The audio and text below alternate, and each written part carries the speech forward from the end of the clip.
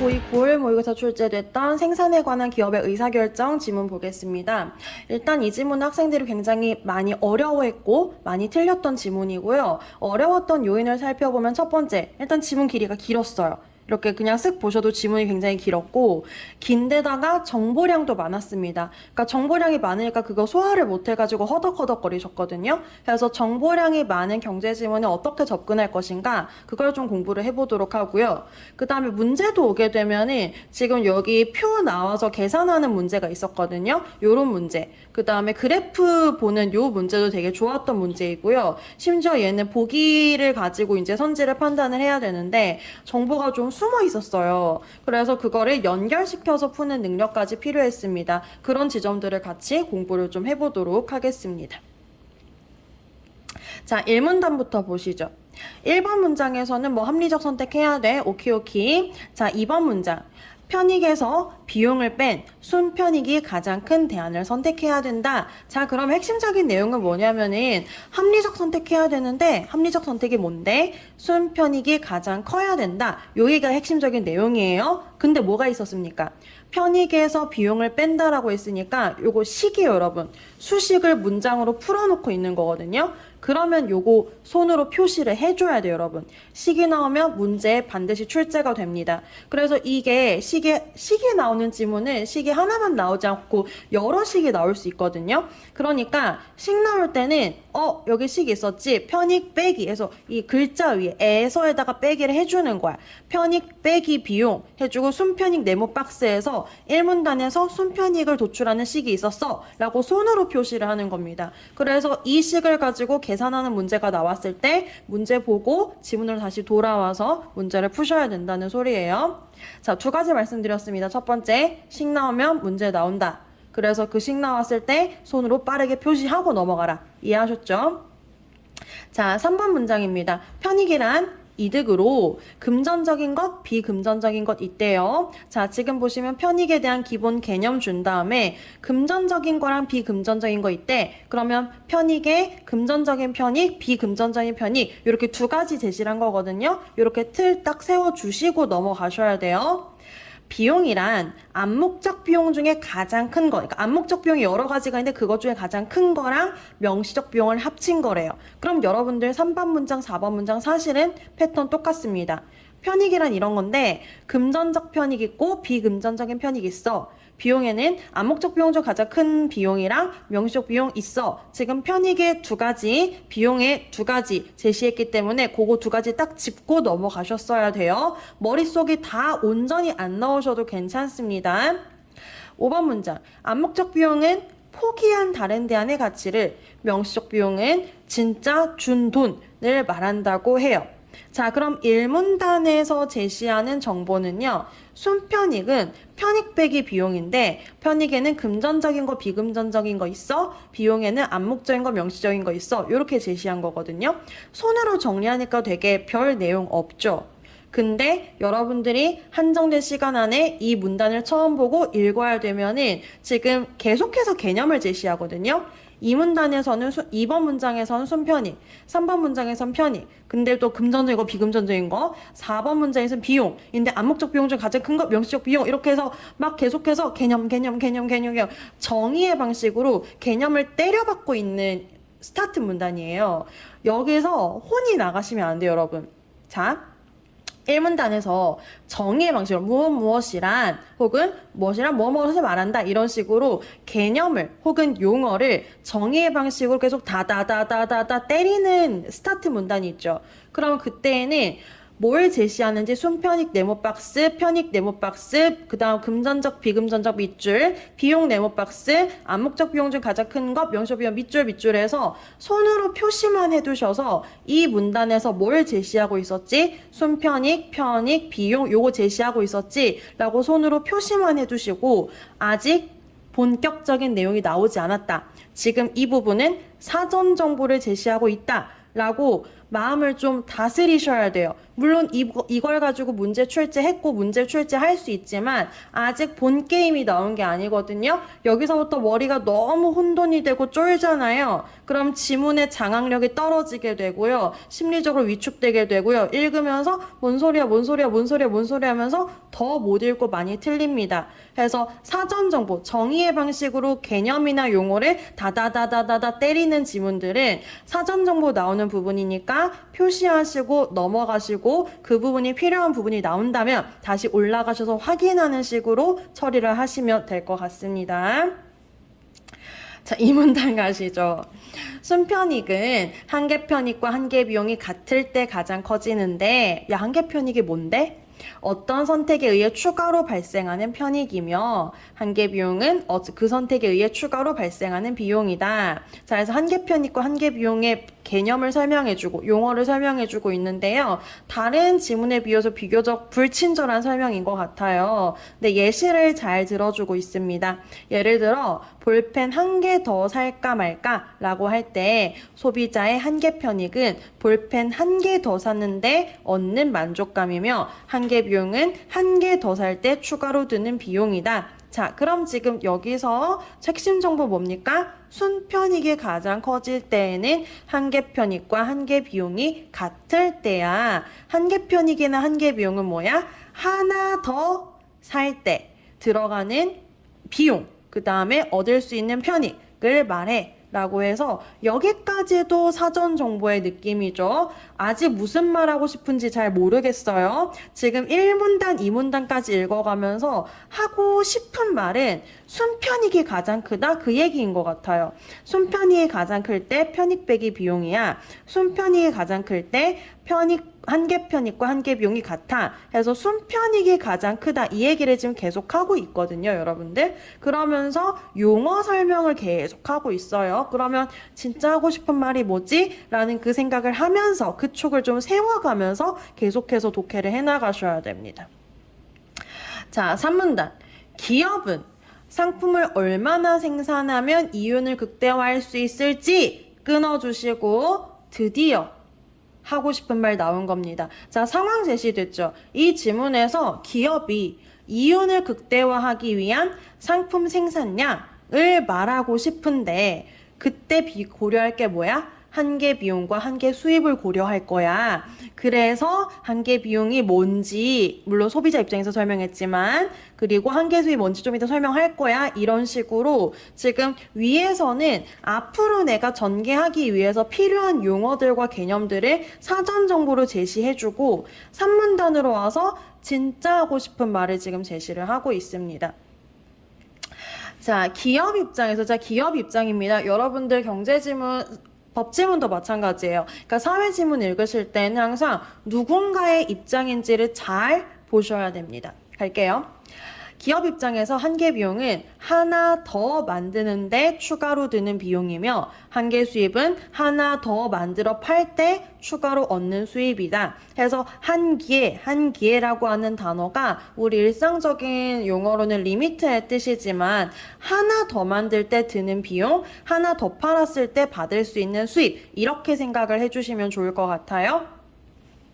완전 경쟁 시장에 있는 기업이라면 자 시장 나왔네요. 시장의 종류 여러 가지 있는 거 앞 영상에서 제가 설명을 좀 드렸습니다. 완전 경쟁 시장에 있는 기업이라면 상품의 시장 가격이 그 자체가 한계 수입이 된다. 여러분들 가격이 한계 수입이 된다. 별거 아닌 것 같죠? 이거 식이에요. 이거 식이에요, 여러분. 시장 가격 땡땡 이꼬르 표시해 주시고 한계 수입 이거 식으로 정리하고 넘어가셨어야 돼요. 그냥 내용을 보고 내용만 이해하고 넘어가는 게 아니라 시장 가격 땡땡 이꼬르 한계 수입 체크하고 넘어가셨어야지 문제 풀고 지문 이해하는데 훨씬 수월하셨어요. 그러니까 식으로 보이지 않는 문장을 이거는 지금 문장으로 설명된 수식이잖아 라고 발견해서 체크해놓고 넘어가는 것도 능력입니다. 연습하셔야 돼요. 자, 4번 문장. 완전 경쟁 시장은 많은 수의 공급자와 수요자로 구성되어 있고, 그러니까 파는 사람도 다수, 사는 사람도 다수예요. 그래서 경쟁이 완전 경쟁인 거예요. 상품이 동질적이므로 개별 공급자나 수요자가 시장 가격에 영향을 미칠 수 없다. 자, 중요한 말이 뭐냐면 개별 공급자나 수요자가 가격에 영향을 미칠 수 없다라는 게 중요한 말입니다. 자, 이거랑 상반되는 시장이 독점 시장인데요. 독점 시장은 공급자가, 판매자가 하나입니다. 하나예요. 그래서 공급자가 한 명이기 때문에 이 사람이 가격 결정 권한이 있어요. 그러니까 소비자 입장에서 이걸 사고 싶은데 다른 데 파는 사람이 없으니까 이 사람한테서밖에 살 수가 없는 거야. 그럼 이 사람이 얼마로 가격을 설정하든 무조건 여기 와서 사야 되는 거거든요. 그래서 독점 시장에서는 공급자, 판매자가 훨씬 권력이 세고 가격 결정권이 있습니다. 근데 완전 경제 시장은 파는 사람도 다수, 사는 사람도 다수니까 파는 사람 입장에서 네가 내 거 안 사? 그럼 다른 애한테 팔래. 이럴 수 있는 거고요. 사는 사람도 나 너한테 안 사고 다른 애한테 살래. 할 수 있어서 모두가 다 경쟁을 하고 있는 거예요. 그래서 시장 내에서 가격이 결정이 되는 겁니다. 자, 즉이라고 하는 접속어 뭡니까? 앞에 있는 말 다시 동어 반복해서 설명 친절하게 해줄게. 이 뜻이죠. 대응 잘 시켜가면서 읽으셔야 돼요. 기업이나 소비자는 시장에서 결정된 상품 가격을 주어진 것으로 받아들이며 이 가격이 기업의 한계 수입이 된다. 자, 지금 보세요. 지금 3번 문장에 있었던 가격 자체가 한계 수입이 된다라는 말을 동어 반복했어요. 여러분 국어 지문에서 문학이든 비문학이든 반복하는 문장이 있다, 반복하는 내용이 있다. 중요한 내용이에요. 중요한 내용이면서 여러분들은 반복하는 그런 문장들이나 내용을 잘 캐치를 하실 수 있어야 새롭게 제시되는 정보를 또 받아들일 수가 있거든요. 그러니까 뭔가 문장으로 정보가 제시될 때 이걸 다 새로운 문장으로 받아들이는 게 아니라 새로운 정보로 받아들이는 게 아니라 이건 앞에서 나왔던 말이잖아 라고 앞에서 나왔던 정보이기 때문에 내 머릿속에서 새로운 정보로 받아들일 느낌이 아니어야 돼요. 그래서 그거 하나 그리고 반복되었기 때문에 이거 좀 중요한 정보라고 출제자가 제시를 하고 있는 거구나. 두 가지를 생각을 해주셔야 됩니다. 6번 문장. 자, 수요가 증가했어요. 그래서 가격이 올랐어요. 그러면은 한계 수입도 오르게 되었더라 하는 내용으로 지금 마무리가 되고 있습니다. 자, 그래서 이 지문을 지금 이 문단을 한 문장으로 정리해 본다면 기업이 이윤을 극대화하기 위해서 생산량을 결정하는 걸 이제 얘기를 할 거거든. 한계 비용이랑 한계 수입을 고려를 할 거야. 그 중에서 3문단에서 동어 반복해서 반복적으로 중요하게 제시한 정보가 뭐냐? 한계 수입은 기업이 받을 수 있는 상품의 가격이야. 라는 것까지 지금 3문단에서 제시를 하고 있었습니다. 자, 지금 제가 말로 다 설명을 드렸던 부분이거든요. 여기 지문이랑 잠깐 왔다 갔다 하면서 보게 되면 2번 문장 한계 비용은 어쩌고 저쩌고 하며 한계 수입은 어쩌고 저쩌고 한다 라고 했고요. 그래서 이 용어들을 가지고 진짜 말하고 싶은 건 뭐냐면 가격이 수입이야, 한계 수입이야 요거 말하고 싶었던 거예요. 그리고 4번 문장, 5번 문장, 6번 문장은 이 3번 문장을 다시 부연 설명해 주거나 반복해 주거나 하고 있는 거거든요. 잘 봐요. 4번 문장 완전 경쟁 시장은 이라고 한 건 뭐야? 3번 문장에서 완전 경쟁 시장이 뭔지 언급했기 때문에 너네 이거 잘 모르지 하고 부연 설명해 준 거예요. 5번 즉이니까 또 부연 설명해 줬죠. 6번 또 지금 보시게 되면 가격이 한계 수입이고 가격이 오르면 한계 수입이 오르게 된다. 3번 문장 핵심적인 내용 가지고 부연하고 있는 문장이잖아요. 그러면 지금 문장 간의 관계를 통해서도 이 문단에서 가장 핵심적인 정보가 뭐지? 3번 문장이구나 하는 걸 찾아낼 수 있는 거예요. 이걸 선생님이 국어 선생님이니까 친절하게 차근차근 자 하나하나 따져보자 이러고 있죠. 그래서 연습하고 공부할 땐 이 연습을 많이 하시는 게 좋아요. 수업할 때도 쌤이 이걸 계속 해주지. 이거를 공부하는 단계에서 차근차근 떠듬떠듬 해놓아서 내 몸과 내 실력으로 쌓아놓게 되면은 시험 현장에선 이걸 하나하나 따지지 않더라도 지금 3문단에서 무슨 내용 얘기하고 있지? 지금 가격이 한계 수입이란 얘기하고 있는 거구나 라고 핵심 정보를 더 빨리 쉽게 찾아낼 수 있게 됩니다. 그래서 훈련을 시키고 있는 거예요, 여러분들.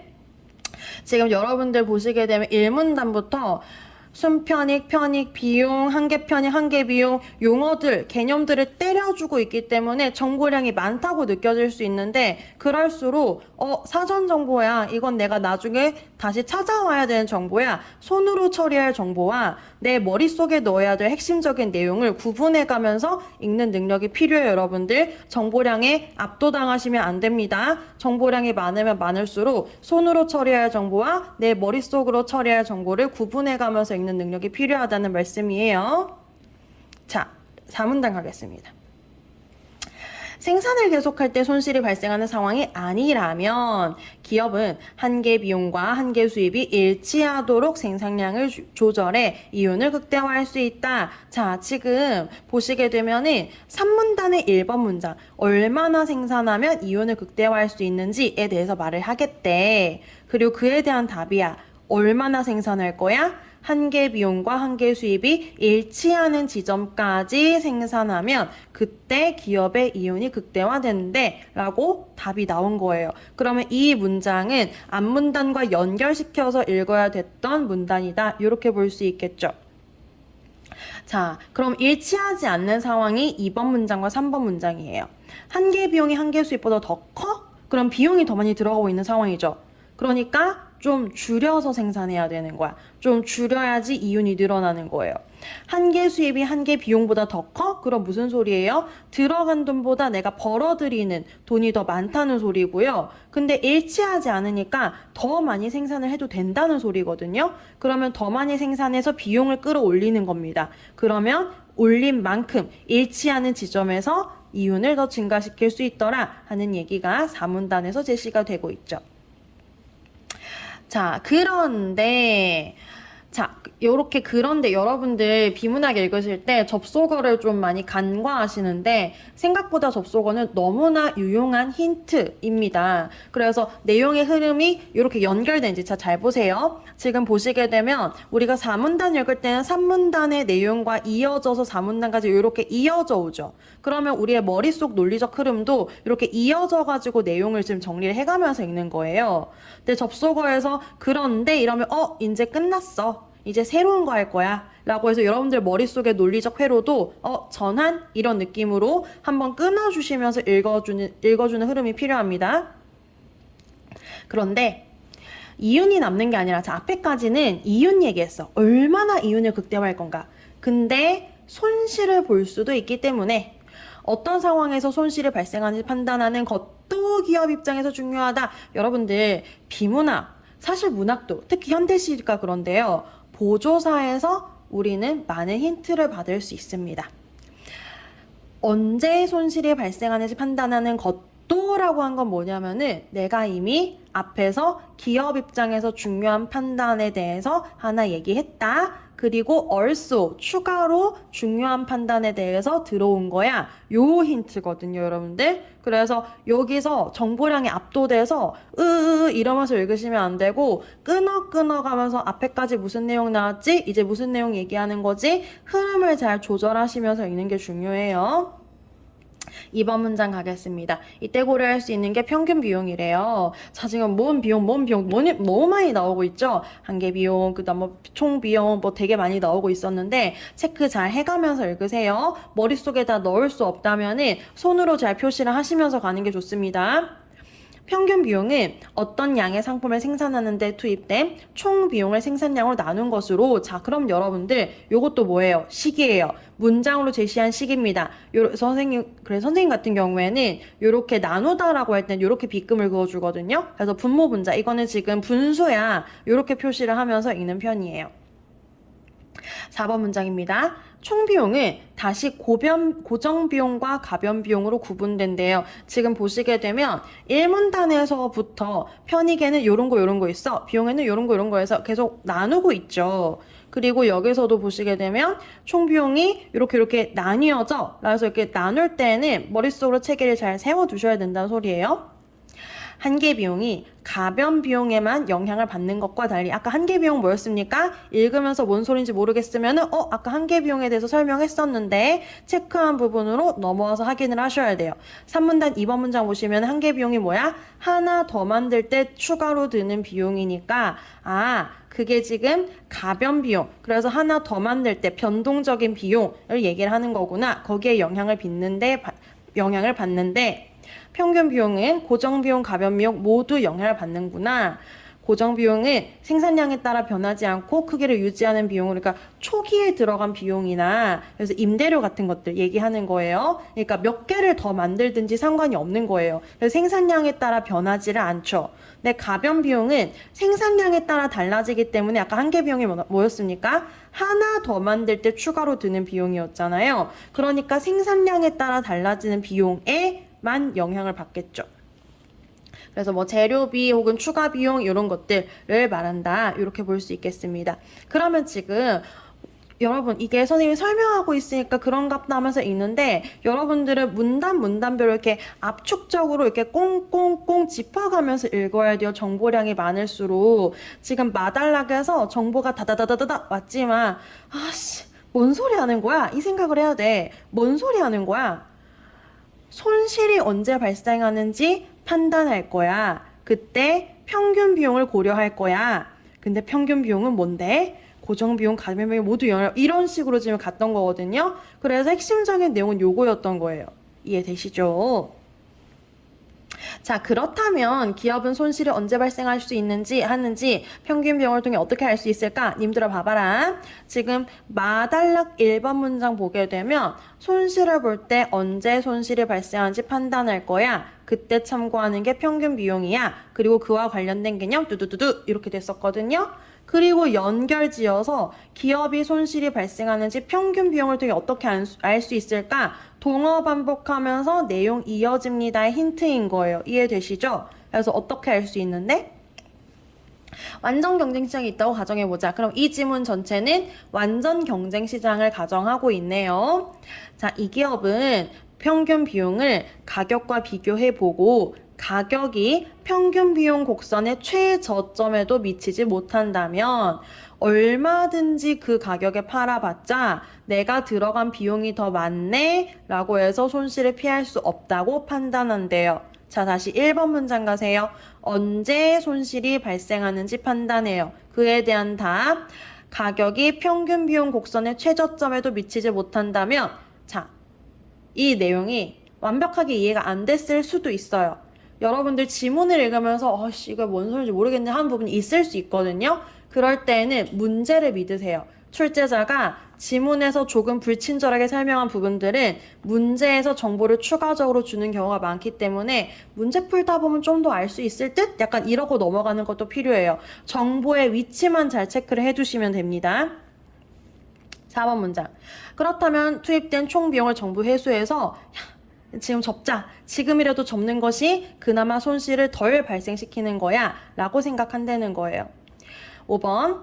생산량에서 평균 비용이 가격보다 낮아요. 그러니까 들어간 돈이 내가 받는 돈보다 좀 적어야지 그 사이가 이윤이 생기는 건데 들어간 돈보다 받는 비용이 적어요. 그러니까 들어간 돈이 더 많게 되면 어떻게 해도 손실을 피할 수 없게 되는 거고요. 그러면 생산 중지, 지금이라도 접자 이렇게 되는 겁니다. 자, 이처럼 평균 비용은 한계 비용과 더불어 기업이 생산에 관한 의사결정을 내릴 때 유용하게 활용된다 라고 글이 끝나고 있었습니다. 자, 지금 이 지문에서 볼게요. 핵심적인 내용은 요게 다예요. 기업의 판단이에요. 기업이 이윤을 극대화하기 위한 생산량을 조절하는 지점이 어디야? 한계 비용과 한계 수익이 일치하는 지점이고 한계 수익이 가격이야. 요 얘기했던 거고요. 손해를 볼 때 언제 생산을 중지할까? 평균 비용 곡선의 최저점보다 가격이 밑에 있을 때 손해를 보는 상황이기 때문에 생산을 중지해야 돼 라는 이 얘기하고 있었던 거예요. 내용을 정리하면 이게 끝이에요.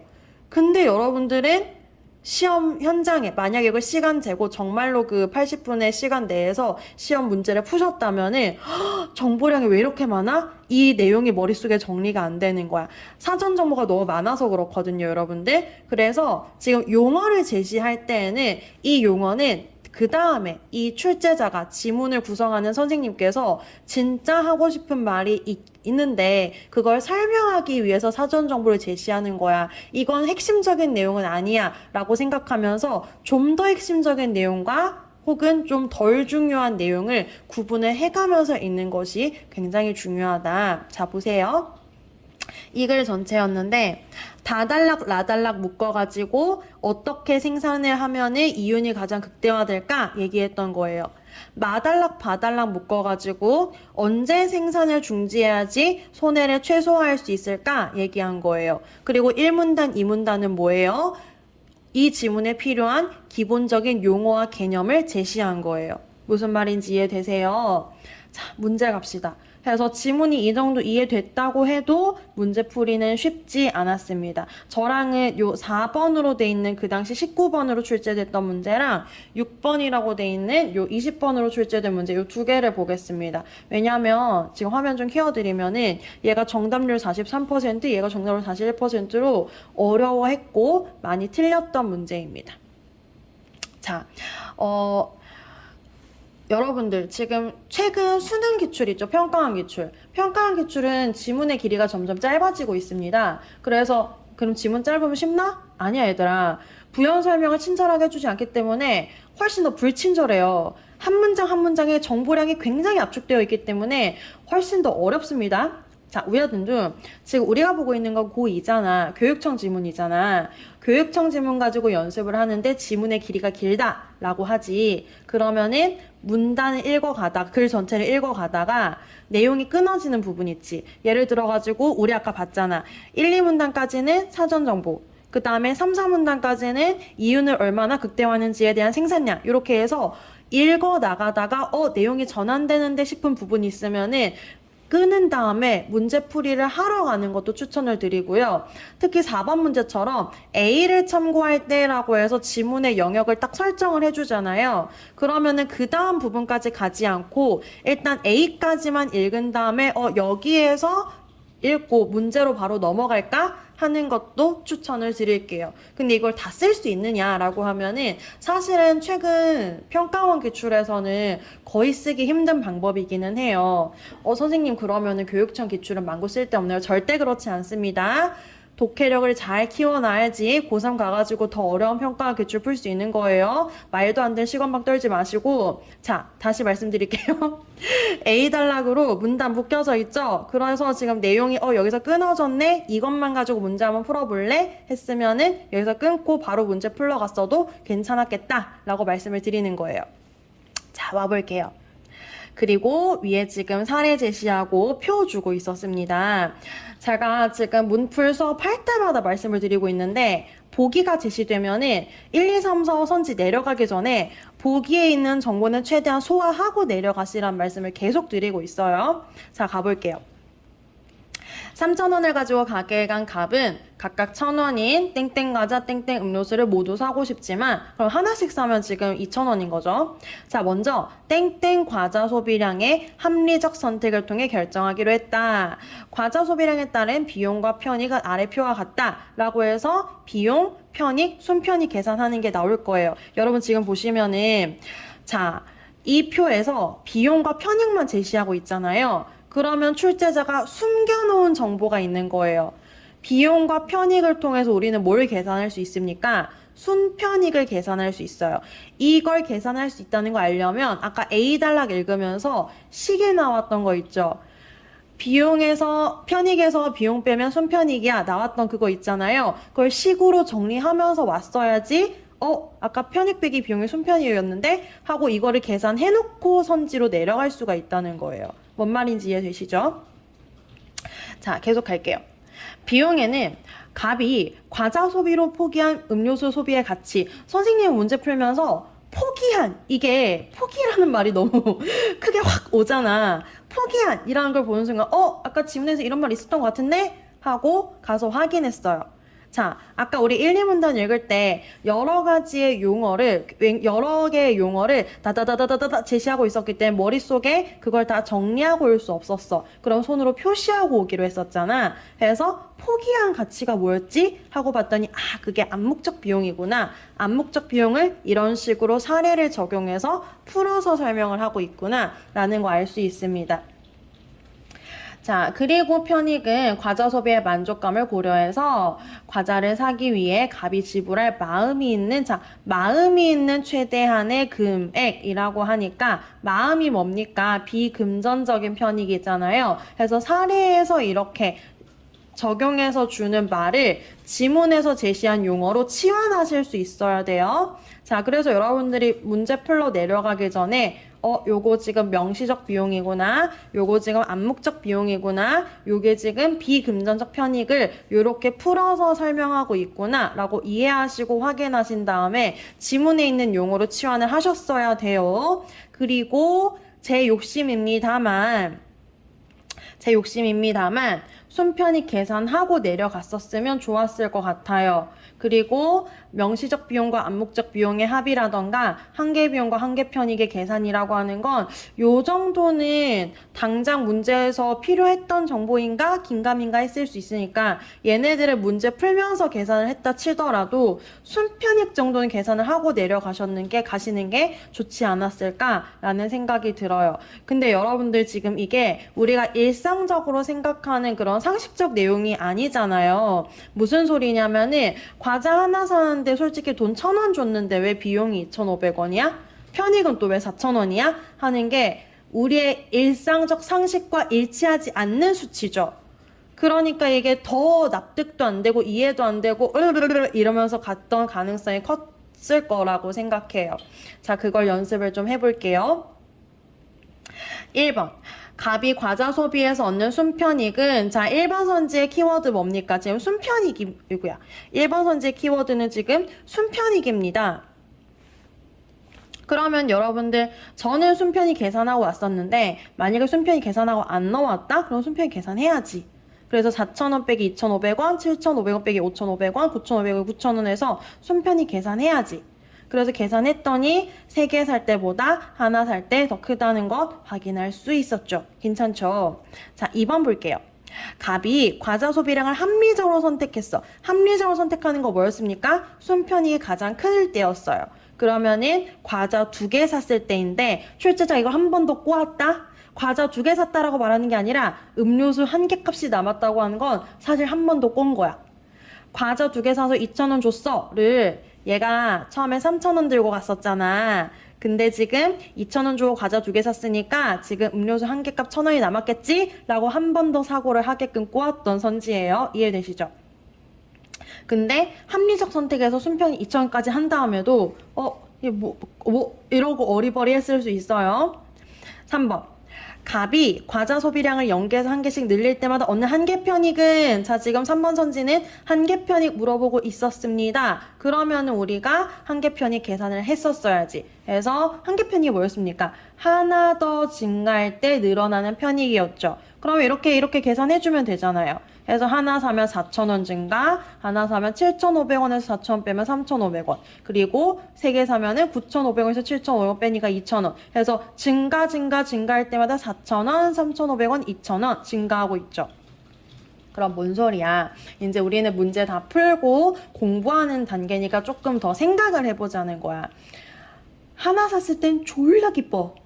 근데 과자가 3개나 되니까 과자가 많아질수록 이 과자 하나의 이 소중함이 줄어들 거 아니야. 그래서 과자가 없다가 하나 생겼을 때는 4,000원어치 기뻤는데 과자 2개 있고 과자 3개째 생길 때는 엥 하면서 점점 한계 편익이 줄어들고 있는 거예요.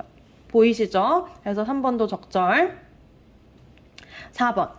갑이 과자 소비량을 2개에서 3개로 늘리기 위해 추가로 드는 비용이 뭐였습니까? 한개 비용이었고요. 그냥 2개에서 3개로 늘어난다니까 여기만 계산해도 괜찮아요. 그럼 2개에서 3개로 늘리니까 한개 비용이 지금 5,500원에서 9,000원 되려면 3,500원이 더 들었다는 거죠. 3,500원 계산해 주시고 2개에서 3개로 늘어날 때 2,000원은 아까 여기 3번 하면서 아마 계산을 해뒀을 거예요. 그러면은 2개에서 3개로 늘어날 때 한 개 비용은 3,500원인데 한 개 편익은 2,000원이네? 그러면은 비용이 더 들어갔다라고 볼 수 있겠습니다. 그럼 무슨 소리입니까? 지금 보시게 되면은 실제로 돈 내는 건 1,000원이지만 내 심리적으로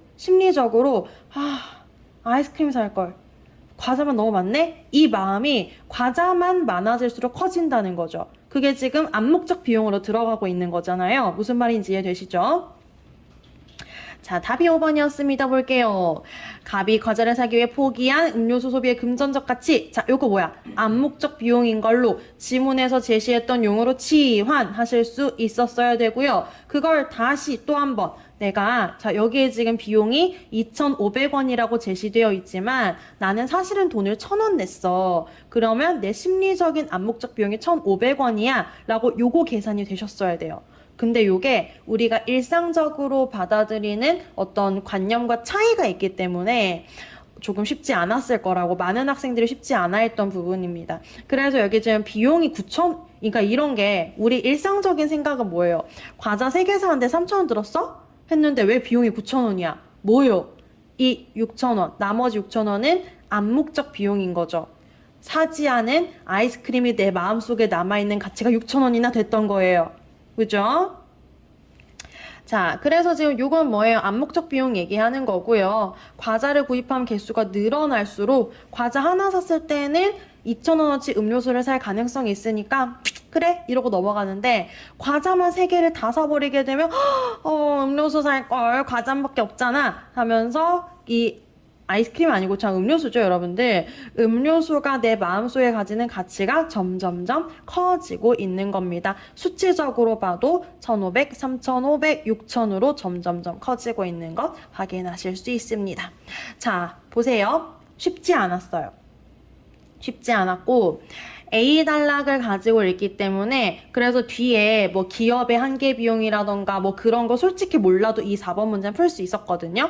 그래서 A만 읽고 4번 문제로 바로 넘어왔으면은 훨씬 더 머리가 꼬이는 거 없이 그러니까 더 많은 정보량을 받아들이지 않고 이 문제를 풀기 위한 정보만 가지고 문제로 바로 왔었기 때문에 조금 수월했을 것이다. 그리고 두 번째, 아까 지문에서 용어와 식이 계속해서 다다다다 나오고 있었기 때문에 지문 읽으면서 나왔던 식들은 손으로 다 정리를 하면서 표시를 하고 왔어야지 이 선지에서 물어보는 용어들, 순편익, 순편익 계산, 합리적 선택, 순편익 계산, 한계 편익, 멀지 계산, 한계 비용 계산, 암묵적 비용 계산 해서 계산을 할 수 있었어요. 그래서 지문 읽을 때 손으로 수식 정리하고 그 다음에 사례 제시되었을 때 선지로 내려오기 전에 여기 있는 풀어져 있는 말들을 지문에 있는 용어로 치환할 수 있어야 됐다라는 것까지 말씀을 드릴 수 있을 것 같습니다. 공부하기에 너무 좋았던 문제라고 저는 생각이 들어요.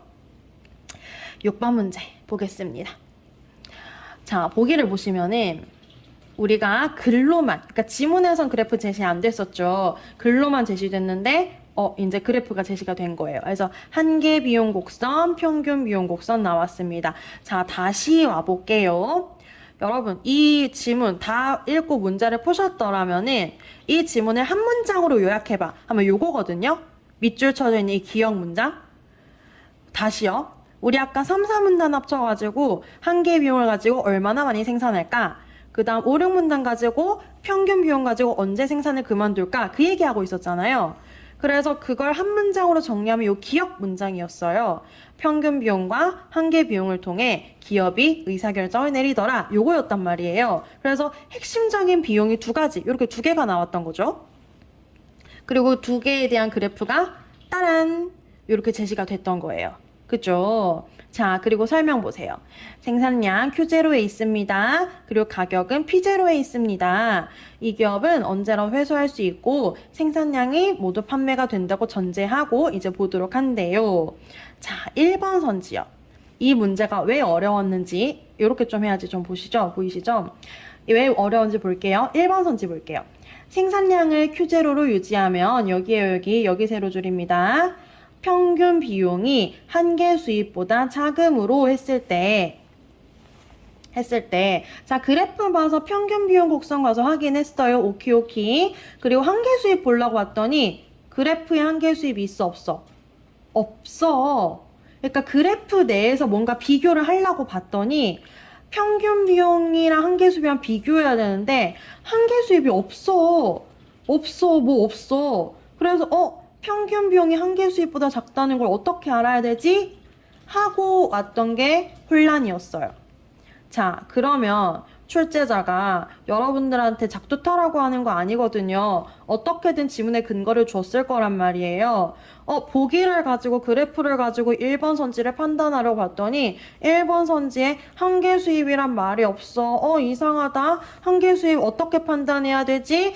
어영부영하고 여기서만 계속 헤매지 마시고 빨리 지문 가셔야죠. 빨리 지문 가셔. 솔직히 지문 읽을 때 선생님처럼 아까 3문단 읽을 때 한계 수입이 가격이야. 요거 체크하고 왔었으면은 그래서 내용으로 머리에 정리하고 왔었으면은 이거 지금 가격 얘기하는 거지? 라고 한계 수입을 가격으로 치환해서 가격이랑 비교를 할 수 있었는데 만약에 그게 어려웠다. 그럼 빨리 지문 가야지. 지문에 가고 한계 수입 있는 부분 막 가가지고 한계 수입 있는 부분이랑 보기에서 제시된 한계 비용, 평균 비용 혹은 가격과 관련되어 있는 뭐가 있나를 찾았어야 됐던 거예요. 찾았더니 보세요. 그래서 이제 한계 수입이 가격이라는 걸 알았어. 가격이 P0라는 걸 알았어. 그럼 이제 그래프를 통해서 비교할 수 있어. 여기 Q0, 요 세로선에서 평균 비용 어디예요? 여기죠. 가격 어디예요? 여기죠. 그러면 평균 비용이 한계 수입보다 작다라는 판단, 적절한 판단으로 볼 수 있죠. 여기까지도 판단 쉽지 않았지만 그 다음에 또 어려움이 남아있어요. 일단 여기도 쉽지가 않았어요. 자, 여기까지 판단하고 이윤이 극대화되겠군 이라고 했단 말이에요. 자, 이윤이 극대화되는 거 맞나? 라고 하면은 아까 지문에서 뭐라고 했냐면은요. 한계 비용과 가격이 일치하는 지점에서 이윤이 극대화된다고 했거든요. 가격은 지금 P0고요. 한계 비용이랑 지금 여기서 만나고 있어요. 교점이 여기에요. 생산량이 거기가 지금 Q0잖아요. 그럼 어쨌든 이 지점에서 Q0를 생산하는 이 지점에서 지금 이윤이 극대화되는 것도 맞아요. 그래서 1번 선택지는 적절한 진술입니다. 근데 답이 아니었어. 왠 줄 알아? 이윤이 극대화되기 위한 그 생산량은 한계 비용과 가격이 일치할 때 이윤이 극대화된다고 했지 평균 비용이 한계 수입보다 작을 때 이윤이 극대화된다고 한 게 아니죠. 그러니까 그래프만 해석하면 요것도 맞는 진술이야. 그래프만 해석하면 요것도 맞는 진술이야. 하지만 이것 때문에 이윤이 극대화된다고 설명할 수는 없어. 1번이 틀린 이유는 의무로 요 인과관계의 연결함이 때문에 이게 적절하지 않아서 틀린 거예요. 그래서 이런 식의 각각의 개별 진술은 적절하나 인과관계 연결이 적절하지 않은 오답 패턴입니다. 요거는 내신 공부 열심히 한 친구들은 학교 선생님께서 내신 출제하실 때도 이건 되게 흔하게 쓰는 패턴이잖아요. 그리고 이제 모의고사에도 이런 오답 패턴이 있다는 거 확인을 하시면 되겠습니다. 자, 다시 이 문제에서는 일단 배웠던 내용 그래프 오는 것도 멘붕이야. 그리고 1번 선택지 봤더니 평균 비용이랑 한계 수입이랑 비교해야 되는데 그래프에 한계 수입 없어. 그것도 멘붕이야. 그래서 한계 수입이랑 가격이랑 같다는 정보를 지문에서 가지고 와서 이 그래프에서 한계 비용과 평균 비용과 가격, 한계 비용과 가격이 지금 이 한계 수입이라는 걸 안 다음에 평균 비용과 가격을 비교해서 판단을 해야 돼. 판단했는데 한 번 더 페이크가 있었지. 맞는 진술이지만 연결고리가 틀렸다는 것까지 판단하실 수 있어야 됐다. 자, 이게 좀 정석으로 푸는 거고요. 이제 꼼수로 가볼까요? 꼼수로 가면은 1번 선택지의 꼬랑지를 보세요. 여러분, 국어는 서술어 중심의 언어이기 때문에 서술어를 잘 보셔야 돼요. 제가 서술어를 정말 많이 강조하거든요. 문학 수업할 때에도. 자, 1번 선지도 보시게 되면 뭐뭐뭐뭐뭐에서 이윤이 극대화되겠군 했단 말이야. 그럼 이윤이 극대화될 때가 언제였어? 한계 비용과 가격이 일치할 때였잖아. 근데 평균 비용 어쩌고 저쩌고 하는 거는 이윤이 극대화될 때에 대한 판단 근거가 아니라 생산을 언제 멈출까를 평균 비용 가지고 판단한다고 했단 말이에요. 이윤이 극대화될 때, 그러니까 그거 다 떠나서 뭐랑 일치하면 극대화된다고 했는데 이게 뭐야? 약간 이렇게만 생각해도 이거 뭔가 삘이 안 좋은데 하고 세모치고 넘어가는 정도의 감각도 이제 문제 푸는 감각 꼼수가 되겠죠. 영 근거 없이 때려 맞추는 건 아니라고 생각해요, 저는. 이윤이 극대화되려면 뭐랑 뭐가 일치해야 돼 라고 하는 말이 있었는데 지금 뭐가 크고 작고의 어떤 비교를 했기 때문에 아닐 가능성이 높겠다. 요 정도 판단하는 것도 저는 충분히 공부가 돼야지 할 수 있는 능력이라고 생각해요. 이제 그 정도로 문제를 푸셨을 것 같다. 2번. 생산량을 Q2로 늘리면 그래프 와볼게요. Q2 여기로 늘었어요. 한개 비용이 한개 수입. 자, 그래서 1번을 우야등동 해결을 했으면 2번 왔을 때 한개 수입이 가격이라는 걸 알았어. 그럼 이제 한번 와볼게. Q2 라인, 여기 라인에서 한개 비용이 P0보다 올라갔으니까 커진 거 맞죠? 커진 거 맞아서 이윤이 극대화되지는 않겠지만 이윤이 남지는 않겠군이라고 말을 할 수는 없는 거야. 이윤이 있긴 있지만 극대화되지 않는 거죠. 그래서 이윤이 남지 않겠군 틀렸고요. 3번 가격이 P0로 유지된대요. 생산량을 Q1으로 줄여도 자 이렇게 줄어들었어요. 한개 비용과 평균 비용이 줄어들기 때문에 자 그 곡선 따라올까요? 이렇게 내려오는 거 보이시죠? 그래서 줄어드는 것 같은데 이윤에는 변함이 없겠군. 아이 뭔 소리야, 딱 봐도 아니죠. 요거는 지금 이윤이 요 지점에서 극대화가 되잖아요. 그러면은 여기로 움직이거나 여기로 움직이면은 이윤의 변화가 생긴다는 거예요. 그래서 이윤의 변화가 없다는 소리는 적절하지가 않고요. 4번 시장 수요의 감소로 가격이 줄어들었습니다. 생산량을 Q1으로 줄이게 되면 손실을 0으로 만들 수 있대요. 근데 P1선은 평균 비용 곡선의 최저점보다도 아래에 있잖아요. 그러면은 무슨 소리예요? 내가 돈을 최대한 적게 들여도 이만큼은 들여야 되는데 그것보다 받는 비용이 더 적어. 아이고 세상에 나는 손실이 나는 상황이구나 라고 할 수 있습니다. 답이 5번이거든요. 5번 볼게요. 시장 수요 증가로 가격이 P2가 되면 자 가격 올라가서 요 지점입니다. 요 선이에요. 가로선이. 요 선이 되면은 한개 수입이 한개 비용보다 커지므로 자 한개 비용 곡선 어디예요? 지금 여기에요. 근데 가격이 지금 P2로 올라갔으니까 한개 비용 곡선보다 올라갔네 라고 할 수 있죠. 그러면 가격이랑 한개 비용 곡선이 만나는 점이 여기잖아요. 그러니까 여기잖아요, 지금. 여기니까 이 지점으로 올라가야 내가 더 많은 이윤을 늘릴 수 있겠구나. 이윤이 극대화되는 지점이겠구나. 라고 확인할 수 있습니다. 그러니까 보게 되면은 가격이 여기야. 그럼 한개 비용 곡선을 만나는 여기가 이윤이 극대화되는 지점이고 가격이 여기야. 그럼 한개 비용 곡선이랑 만나는 이 지점이 가격이 극대화되는 지점이야. 근데 가격이 P1이 됐어. 그럼 평균 비용 곡선 밑에 있기 때문에 그때는 손해를 보는 상황이야 라고 판단을 할 수가 있었던 거죠. 아이고 어려웠습니다. 쉽지 않았는데 여기에 나오는 내용들 있죠. 뭐 한계 비용, 뭐 평균 비용, 그 다음에 이윤의 극대화 이런 말들이 다 다른 경제 지문에서 쓰일 수 있는 배경 지식으로 일단 너무나 유용하고 여기 계산하는 문제, 그래프 읽어서 판단하는 문제가 공부하기에 너무 좋았던 지문이기 때문에 꼭 복습 많이 하셔서 여러분들 걸로 소화를 하시길 바랍니다. 네, 수업이 좀 길어졌네요. 고생 많으셨고 여기까지 할게요. 안녕.